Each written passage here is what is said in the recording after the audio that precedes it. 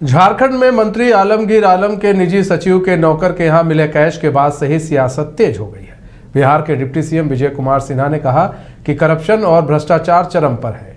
इंडी गठबंधन देश को बर्बाद कर देगा और जो संवैधानिक संस्था पर जांच के बाद सवाल उठाते हैं उनकी संपत्ति की भी जांच होनी चाहिए।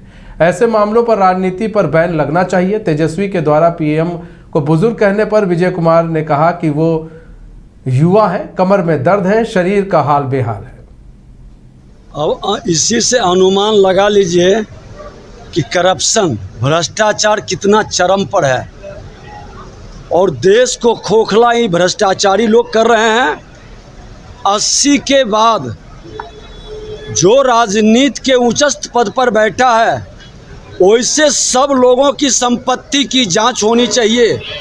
जो राष्ट्र को लूटा है, राष्ट्र को खोखला किया है और उनका रिपोर्ट कार्ड बनना चाहिए। ये भ्रष्टाचारी और खास करके जो इस तरह के भ्रष्टाचार के नाम पर जांच होती है, हाय तौबा मचाता है। सहयोग करने की बजाय संवैधानिक संस्था पर ही उंगली उठाता है।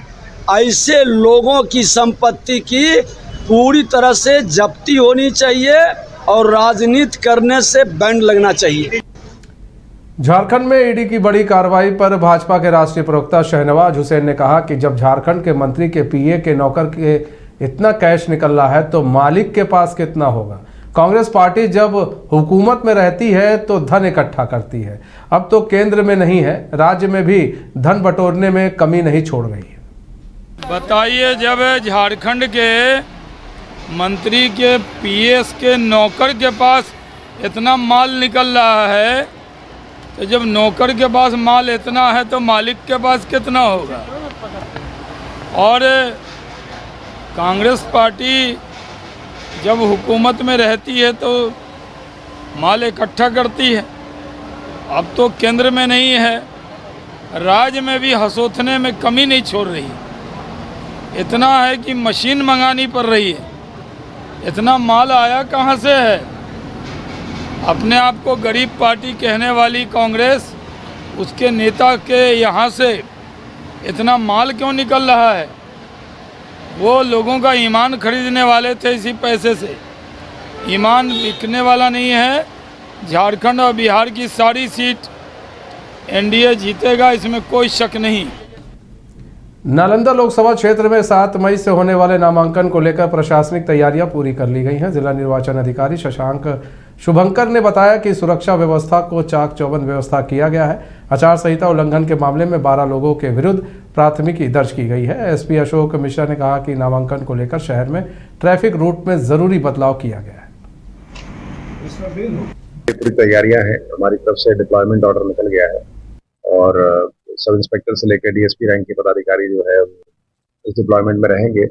पार्किंग की व्यवस्था, बैरिकेडिंग और जो नियमानुकूल लोगों की एंट्री है वो अलाउ होगी। सभी क्षेत्रों से जो है वो वारंटियों की सूची भी मंगाई गई है जिससे कि कोई असामाजिक तत्व उसमें प्रवेश न करे।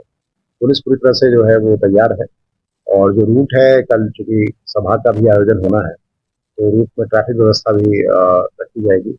एंट्री जो है वो एक ही रूट से अलाउड है, बाकी जगह बैरिकेडिंग की जाएगी और जो नियम है नामांकन का उसके हिसाब से नामांकन की प्रक्रिया कराई जाएगी। कितने कर्मियों लगभग 30 से 40 पुलिस ऑफिसर्स जो है, कांस्टेबल्स हैं, सब मिलाकर डिप्लॉयड रहेंगे और आवश्यकता अनुसार अगर बल बढ़ाने की आवश्यकता होगी तो बढ़ाएंगे। पूरी तैयारी। उप मुख्यमंत्री सम्राट चौधरी ने राजद नेताओं पर जमकर हमला बोला। उन्होंने कहा कि इंडी गठबंधन किस चुनाव में सरकार नहीं बनने वाली, सत्ता उनके लिए सपना ही रहेगा। राजद का लालू के रहते खाता नहीं खुला था तो तेजस्वी के नेतृत्व में क्या खुलेगा। भ्रष्टाचारी जेल जाएंगे ही, उन पर कार्रवाई होगी ही। जिन लोगों को ये पता नहीं है कि राष्ट्र सुरक्षा क्या है उस पर क्या बयान देंगे। लेकिन आपने देखा इस देश में लुटेरे, उसको जेल में जाना है।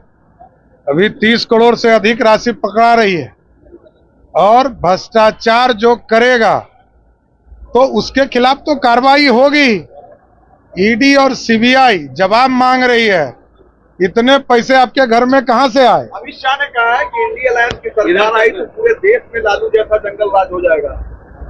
एक तो आना ही नहीं है और जहां तक इंडी गठबंधन का सवाल है, तो ये लोग तो सपना ही देख रहे हैं ना। लालू जी सपना देख रहे हैं कि मेरा बेटा प्रधानमंत्री बन जाएगा, और पिछले 10 दिनों से तेजस्वी यादव ये बोल ही रहे हैं कि मेरी सरकार आएगी तो मैं करूंगा। अरे भगवान करे, कुछ तो पहले खाता तो खोल लो भाई। लालू जी नहीं खाता खोल पाए, तुम क्या खाता खोलोगे? काराकाट लोकसभा सीट से निर्दलीय उम्मीदवार पवन सिंह औरंगाबाद के देवकुंड पहुंचे। यहां पर उन्होंने पहले तो पूजा अर्चना की, फिर रोड शो भी किया। आप तस्वीरों में देख सकते हैं कि पवन सिंह रोड शो के दौरान ही लोगों को संबोधित करते हुए भी नजर आ रहे हैं। लोगों की बड़ी मौजूदगी रही पवन सिंह को सुनने के लिए। उन्होंने यहां भगवान शिव की पूजा अर्चना की, आशीर्वाद लिया, उसके बाद रोड शो भी किया और रोड शो में बड़ी संख्या में उनके समर्थकों की मौजूदगी रही।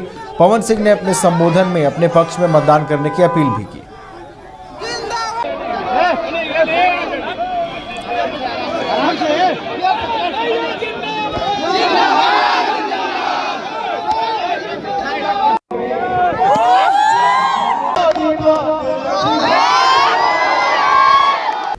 तीसरे चरण के चुनाव को लेकर सांसद प्रिंस राज ने कहा कि काफी अच्छा माहौल है। हमें पूरी उम्मीद है कि पहले चरण और दूसरे चरण में जिस तरीके से मतदान हुआ है तो तीसरे चरण में लोग और उत्साह के साथ वोटिंग करेंगे।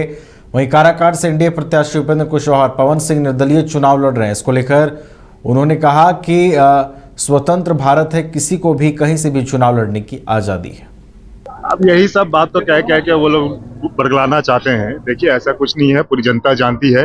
जिस तरीके से एनडीए सरकार ने, जिस तरीके से मोदी की सरकार ने काम किया है वो धरातल पे दिखता है और इसे कोई बताने की जरूरत नहीं है। ये आम जनमानस में ये बात है और इसी के लिए हम लोगों को दोबारा वोट मिलने वाला है, एनडीए को दोबारा वोट मिलने वाला है और तीसरी बार प्रधानमंत्री जी नरेंद्र मोदी जी तीसरी बार प्रधानमंत्री का शपथ लेने जा रहे हैं। तीसरे चरण का मतदान का जो प्रचार है वो थम गया है, कल तीसरे चरण का मतदान होना है, कितना असर डालेगा? बहुत अच्छा माहौल है। अब 5 जगहों पे बिहार में चुनाव है। बिहार का बहुत अच्छा माहौल है, पूरे देश में बहुत अच्छा माहौल है और हमें पूरी उम्मीद है पहले चरण और दूसरे चरण में जिस तरीके से मतदान हुआ है, तीसरे चरण में लोग और उत्साह के साथ मतदान करेंगे और वोटिंग परसेंटेज जो है वो और। वीआईपी सुप्रीमो मुकेश सहनी ने गृह मंत्री अमित शाह पर बड़ा हमला बोला है। उन्होंने कहा कि चुनाव के समय आते ही सबको बिहार याद आने लगता है। बिहार में सबका स्वागत है, लेकिन बिहार के लिए क्या काम किया गया है उसकी भी लोगों को जानकारी मिलनी चाहिए। बिहार की जनता को बताना चाहिए कि पिछले चुनाव में उन्हें 39 सीटें जनता ने दी, लेकिन बिहार के लिए क्या काम किए गए। तो इसके ऊपर जांच का विषय मुझे कुछ जानकारी नहीं है और उसके ऊपर पैसा निकला उस पर सवाल जवाब किया जाए, क्या तो कहाँ है, पैसा किसका पैसा है, तो सवाल जवाब किया जाए। आज अमित शाह का उजियारपुर में रोड शो होना है।